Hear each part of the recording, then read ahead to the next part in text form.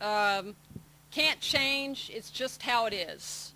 How many of you would say, raise your hand, would say that? How many of you would say, yeah, after trauma, there may be these changes in your brain, but maybe you could change? Maybe there's change could occur? Raise your hand. All right, so we got some hopeful people in here. So tell me your reasons why you're saying that you think that the brain could change. What are some of your reasons?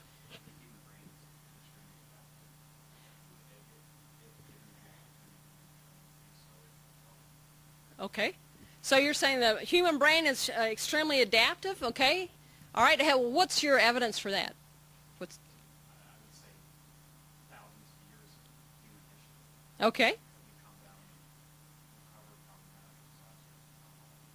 Okay. All right. So just look at history. I mean, we're still around. We haven't died off yet. So that's a good indicator. What else? What else might be some evidence that, yeah, maybe the brain could change and things might get better?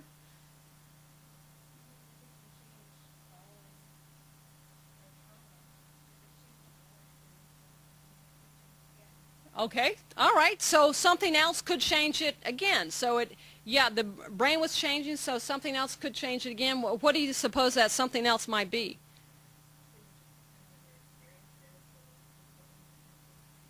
Okay, so experiences and coping mechanisms, those are, I think, helpful things. So one of them actually is coping mechanisms are a predictor about whether or not you can recover, and experiences. So, like, let's see, do you remember what my profession is?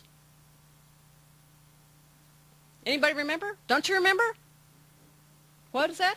Well, you said you were from education, but you did mental health. Yeah, so I'm a counselor. So, counselors usually believe that you can change. If you didn't, we'd be out of a job. We just send everybody home. No, too bad. You had a trauma, you got to go. No, so we believe, counselors have always believed that. But what's really cool nowadays is that all the neurophysiology experiments and research is showing about the plasticity of the brain, that the brain can in fact change, and that hopefully that mental health treatment, counseling, and certain types of counseling can actually change your brain and kind of change your life for the better. Okay, so then we got to take this information and say, well, how are we going to use that? So now we say, okay, there are changes that occur within the brain, but we can, the brain is adaptable, there's a plasticity, and we can have treatment that will help the brain to recover and help the person to recover. So now we have to say, well, how are we going to use that information? So one way is to communicate this type of information to teachers and to parents. Because let's see, is there anybody that works like with parents in your job or something? Okay. So have you heard them before, like, communicate to you their concerns after something scary happens to their child? Like, what are some of the parents' fears?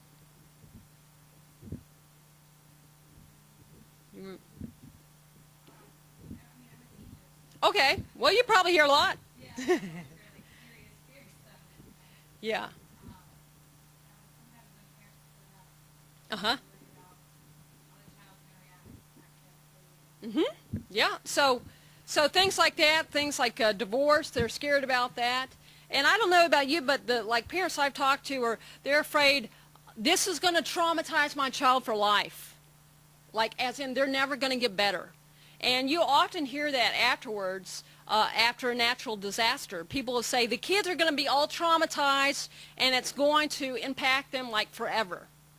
Okay, so now we can maybe have a little bit of a response to that. So let's see what time we have. Yeah, we have what time we stop at 6:30 or 6:15 or 6:30. Okay, so let's just take a little bit of a break, and what we're going to do is break in the sense that you're going to work now. Okay, so I want you and to get with your neighbor, and what I want you to do is to explain to your neighbor as if your neighbor is the parents of a kid who comes in and says, listen, my kid just went through a horrible hurricane, and she is really, really upset, and I think this is just going to mess her up forever. Okay. Now, what I want you to do is to give a, let's just say that the parent is a professor here, so they have some basic understanding of things, and they're going to say, the parent's going to ask you, well, isn't it true that there are brain changes after trauma? I heard that from somebody. So I want you to explain the changes that can occur in the brain after trauma, but also then explain that kids can actually recover and the brain can recover. Okay, you get it? So go ahead and find your neighbor, and I want you to practice explaining that.